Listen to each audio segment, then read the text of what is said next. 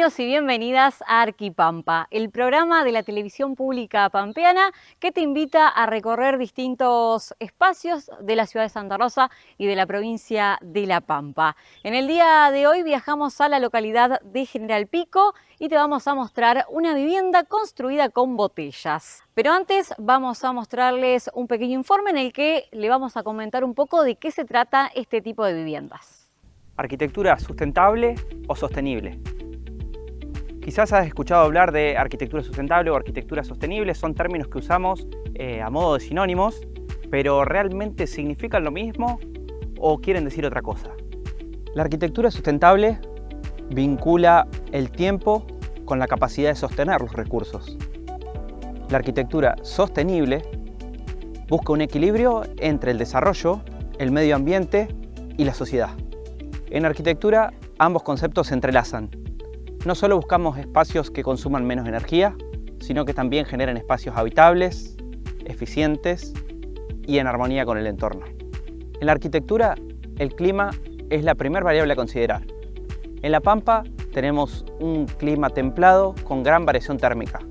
Tenemos noches frías y días muy calurosos, inviernos muy rigurosos y veranos muy intensos. Por esto es que es muy importante que consideremos recursos para poder hacer nuestras viviendas más eficientes. La primera gran decisión de la construcción sustentable es cómo orientamos nuestra casa en relación al sol y a los vientos predominantes. ¿Por qué construir con criterios sustentables? Te doy 3 motivos. Número 1, confort. El bienestar de una vivienda no se define únicamente por la estética y el tamaño. Un buen diseño sustentable garantiza un correcto nivel de iluminación, temperatura y ventilación en estos ambientes para las personas que lo habitan. Número 2. Ahorro energético. Un hogar bien diseñado consume menos energía. Esto quiere decir menores costos de refrigeración para el verano y calefacción para el invierno. Número 3. Conciencia ecológica. El sector de la construcción es uno de los responsables más importantes de las emisiones de dióxido de carbono al ambiente. Por ende, construir inteligentemente es también una forma de cuidar el planeta.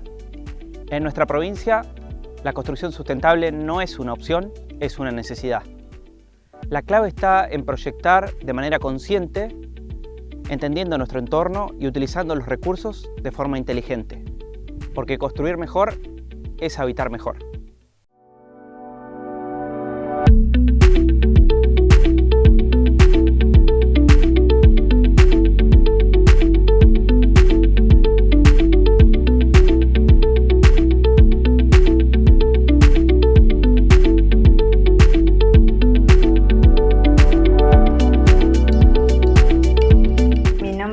Margarita Servio, soy guía de turismo y licenciada en gestión de políticas públicas y bueno, me dedico a avistar aves. Y en realidad yo digo que soy ecologista de cuna y digo que cuando uno ve una casa se imagina quién vive adentro. Entonces pensaba en eso, en que si veían esta casa que nos imaginaran a nosotros dos, a mí y a mi hijo. Mi familia toda se construyó su casa ellos, obviamente tradicional, pero siempre con la ayuda de mi abuelo, y mi mamá siempre contaba esto de que estaba embarazada de mí y estaba poniendo los pisos de su casa, de nuestra casa después, y para mí eso fue algo que siempre me llenó de orgullo.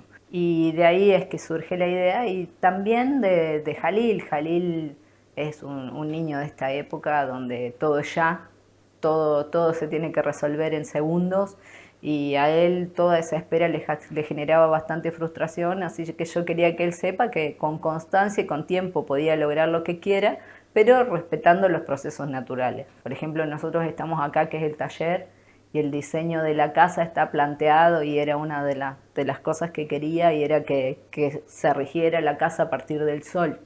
Entonces el sol nace en las habitaciones, cuando sale el sol Jalil tiene que saber que se tiene que levantar, y cuando era más chiquito yo le decía, cuando las botellas están en el taller iluminado, pedí un mapa, después no, o sea, al atardecer esto se apaga, las luces, porque no les da más el sol, y decir, bueno, ahí ya está, ya no tenés que trabajar más, tenés que pasar a otra etapa de la casa, y eso te va a hacer ahorrar tiempo, disgusto, energía, todo. Así que esa era la idea. Me gusta mucho la pampeanidad, me hubiera gustado que tenga que ver más con la pampa, pero bueno, el barro no era una opción porque nosotros acá tenemos arena, era muy costoso traerlo, o sea, no se justificaba construir con barro. Y veo un templo budista que estaba construido con 1 millón de botellas de cerveza y digo, bueno, esa es la mía. Mi nombre es Martín Ignacio Pereira, soy arquitecto y también soy docente en la escuela técnica, en la EPET número 2, acá en Pico. Soy profesor y también tengo una especialización en arquitectura sustentable. Margarita en el año 2015, si no me equivoco, vino a verme después de haber pasado por varios profesionales a los que les consultaba su inquietud de hacer la casa con botellas y como que no lograba la manera de realizarla. Yo tardé muchos años en conseguir un arquitecto porque no había legislación sobre construcciones sustentables y yo buscaba que las paredes fueran portantes, o sea, yo quería que de piso a techo tuviera botellas. Obviamente técnicamente yo no sabía cómo hacerlo, pero bueno, lo que le dije es que lo podíamos ver, a ver de qué manera encararlo, de qué manera resolverlo, y llegamos de alguna manera a un acuerdo de hacer como algo mixto, algo tradicional, que deje los vanos como para que ella después lo complete, porque aparte la inquietud de ella era que la parte de las botellas la quería hacer ella. Entonces a veces es muy difícil congeniar, digamos, la parte de la albañilería con la persona que quiere trabajar. Entonces la propuesta fue esa, hacer una vivienda en construcción tradicional con columnas y vigas de hormigón y que los vanos quedaran libres para que ella pudiera armar las paredes que quería armar con las botellas. Y en realidad la casa quería ser distinta, esta casa quería que sea disfrutable. Siempre uno es como que escucha al cliente, pero en general los pedidos de los clientes son más estandarizados. Este fue especial y bueno, nada, hubo que resolver cuestiones técnicas y hubo que resolver cuestiones propias de las personas, digamos, ¿no? De sus inquietudes y ver de qué manera lo podíamos sacar adelante.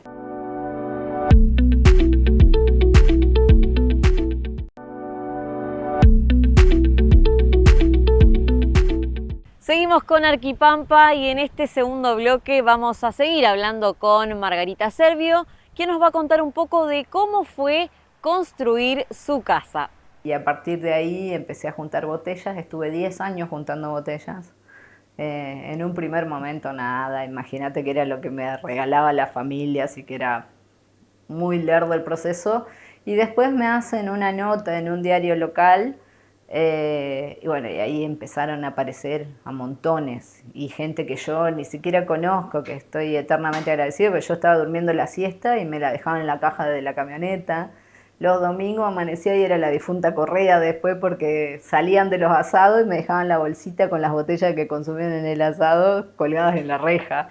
Era muy divertido. Y yo le decía, bueno, hasta que sea feliz. Y me decía, ¿cómo hasta que sea feliz? Y sí, el día que deje de ser feliz construyendo o ya no me divierta, cerraré con ladrillo tradicional. No, la opción no era terminarla, sino disfrutarla. Entonces también quería que Jalil viviera eso de vernos construir. Fuimos hasta ver cómo hicieron el piso de granito que pusimos en la casa, porque lo compramos en General Pico y lo fuimos a ver. Pero en realidad una cosa es la teoría y otra cosa es la práctica. Mi cuerpo no estaba acostumbrado a ser albañil. El primer día que llegué a la obra, llegué camperita de neopren, era invierno.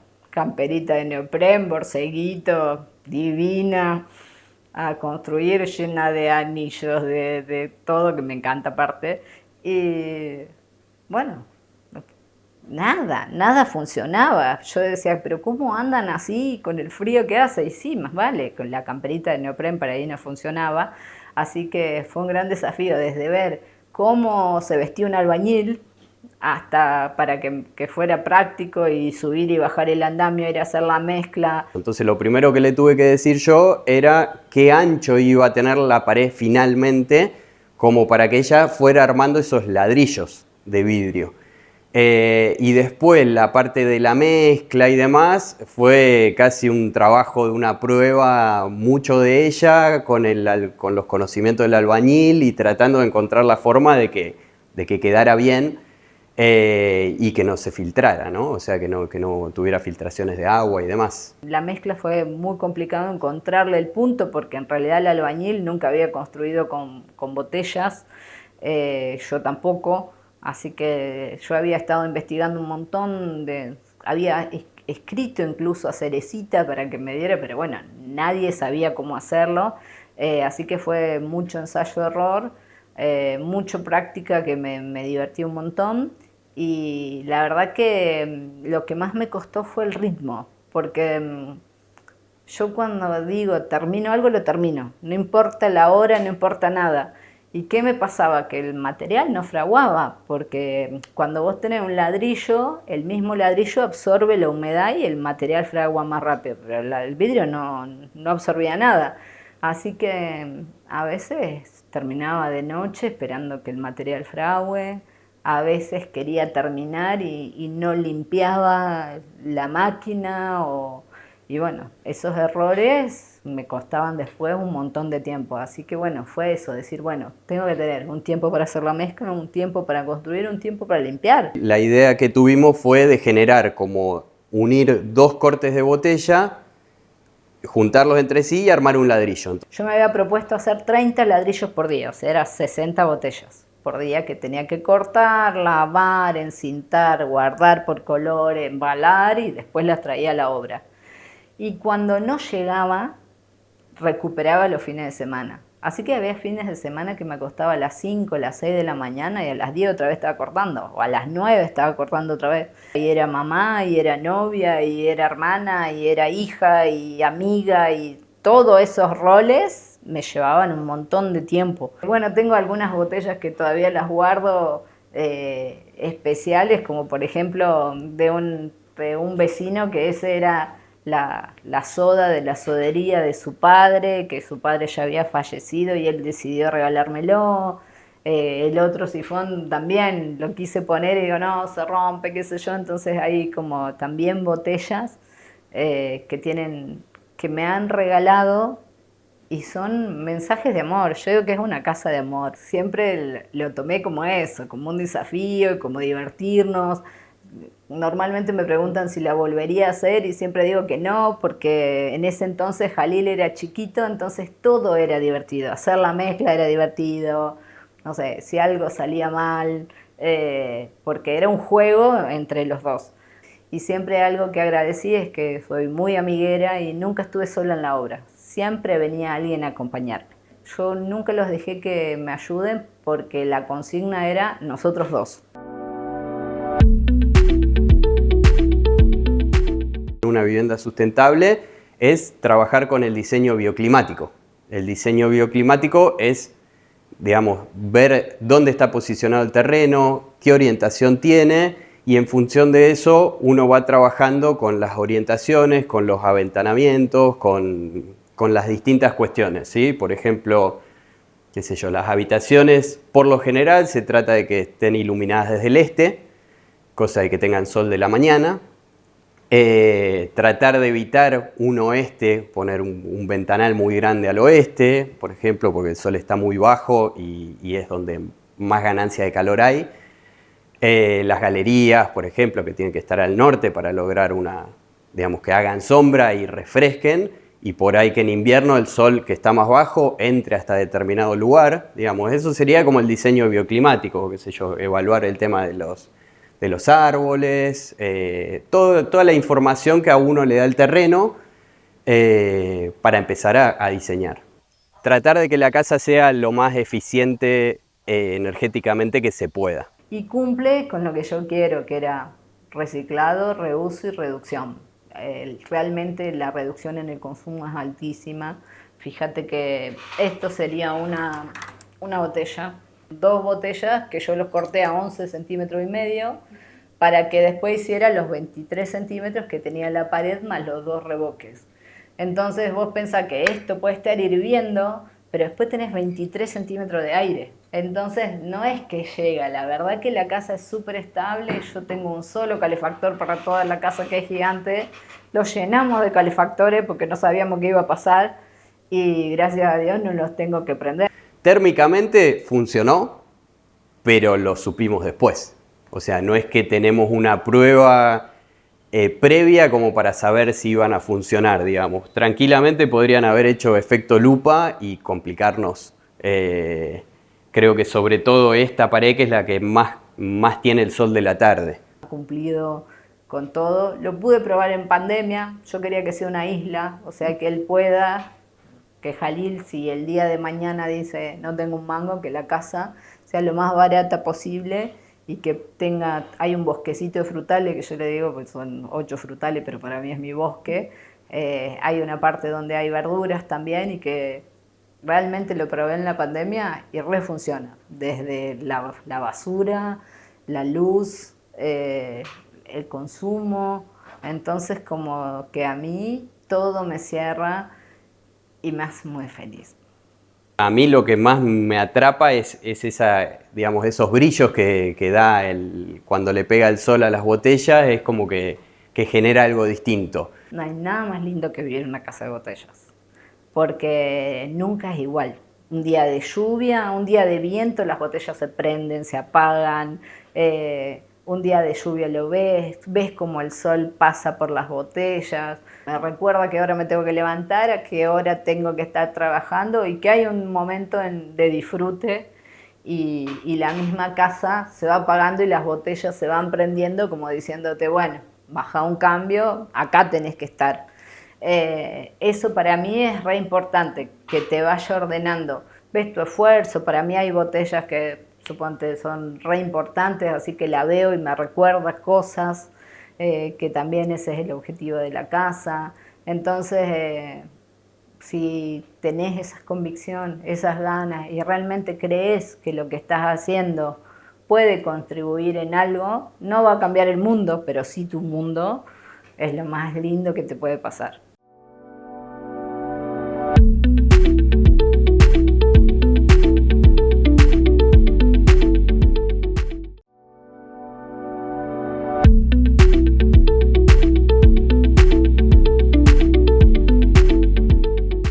Con Arquipampa salimos a la calle a preguntarle a la gente si sabe, si conoce qué es una vivienda sustentable. No tengo mucho conocimiento, pero me gustaría saber. Tiene que ver con que esté ambientada y esté construida amigablemente con la naturaleza. No mucho, o sea, digamos la construcción más antigua y hoy en día ya se está usando todo en seco y aparentemente los que la usan están muy conformes. Yo tengo mi casa muy como yo de antigua. Me imagino que puede tener paneles solares para no uso de energía eléctrica, puede tener baño seco para tener más ahorro de agua y puede tener también agua de pozo. Vamos por ese lado, más o menos. Sí, hoy en día hay muchos materiales para construir una casa, como casas prefabricadas. Igual a mí siempre me gustó más lo básico, ladrillo y mezcla, lo tradicional. Hoy en día, por cuestiones económicas, ha crecido mucho la idea esta de realizar casas sustentables y también con el cuidado del medio ambiente.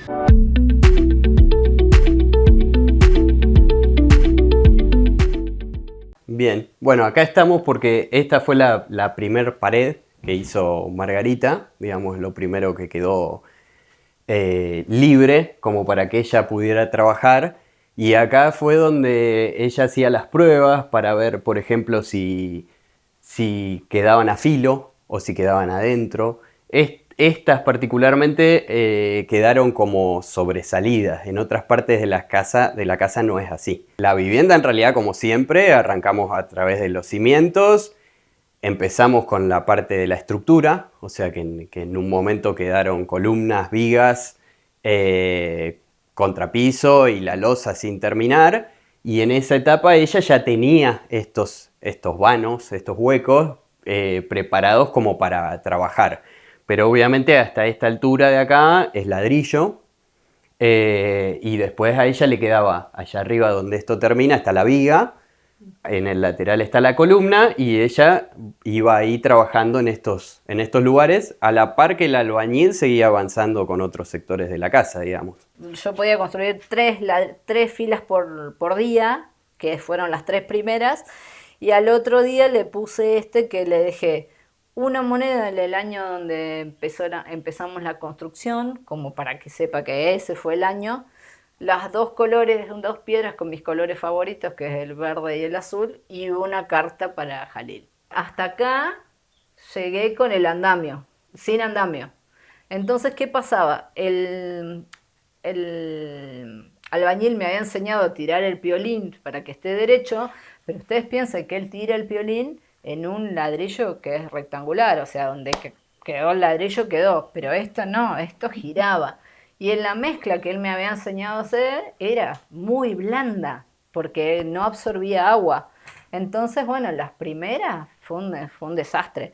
Y él me decía, bueno, ya está, tenés que hacerlo a ojito. Sí, a ojito del albañil estaba genial, a ojito mío, que yo ni idea de construcción, podía hacer cualquier cosa. Y bueno, cuando me subo al andamio, si se fijan, acá perdí el norte, ¿ves? Hay una panza para acá, hay otra panza para acá, y cuando me bajo, estaba uno de mis tíos y me dice, te la mandaste. Es lo mejor que puedo hacer con los conocimientos que tengo y con las herramientas que tengo. Así que esta fue la primera y si te fijas no conseguía botellas de cerveza. Estas eran las únicas que conseguía porque en realidad la cerveza era retornable. O sea, la otra pared la hice con la regla, respetando los colores, probé líneas rectas, probé botellas de distintos colores sueltas, probé de todo porque era el galponcito y tenía que probar. Y de aquella pared no me gustó nada. Desde que empecé hasta que la terminé me llevó 3 años justo. Yo empecé y terminé el mismo día la casa. Y bueno, y ahora me falta la etapa más linda que es decorarla. O sea, así que me falta hacer las lámparas, me falta hacer el dragón, me falta hacer el piso. En realidad la casa va a ser un dragón. Entonces yo me encanta mucho todo lo que es la cultura china más que japonesa. Y bueno, y los dragones son los protectores de los hogares. Entonces yo digo, no, yo quiero un dragón, le decía Martín, pobre Martín. Va a haber mucho de vitrofusión ahora porque quiero otras técnicas. Lo que veas en Tiffany también lo hice yo, como las ventanas. Así que la idea es seguir sumándole vidrio, que me enamoré. Llegamos al fin de este primer programa de Arquipampa, espero que les haya gustado y nosotros nos encontramos en un próximo programa para seguir compartiendo distintos lugares y espacios de la provincia de La Pampa.